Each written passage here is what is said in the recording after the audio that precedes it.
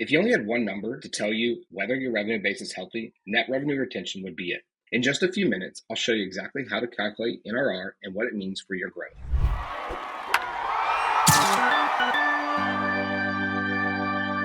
I'm Hagen Fulford, the data analyst here at RevPartners, and I build revenue models and reporting frameworks for our partners.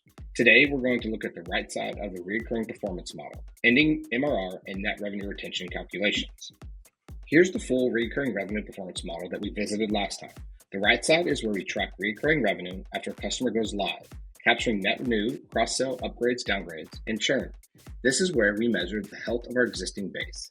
Think of it as part of the funnel that never stops. Once a customer signs, the goal is to expand their value, protect revenue, and minimize leakage. When we plug in actual data, you can see each quarter's starting MER, net new, upgrades, downgrades, and churn. And that all rolls into the ending MER. And finally, net revenue retention, the percentage that tells us how much of our base we're keeping and expanding. Looking at these 6 quarters, NRR ranges from 93.9 to 97.5.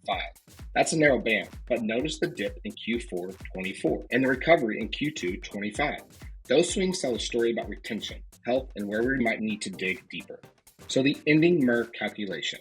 The first step is calculating ending MER, which is starting MER, net new, upgrades, downgrades, and churn. So for example, in Q2 25, we had $12,028,000, net new was $418,000, upgrades $122,000, downgrades $63,000, churn $387,000.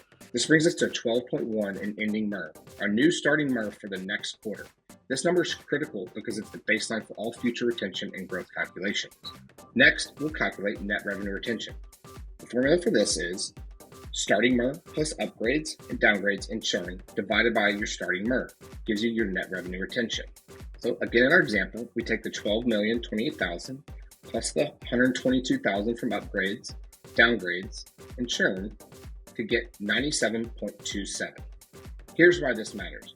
Over 100% NRR means your base is expanding without new customers. Under 100% NRR, you're shrinking unless you add new customers. For go-to-market leaders, this single metric tells you whether you're building a growth engine or just replacing what's leaking.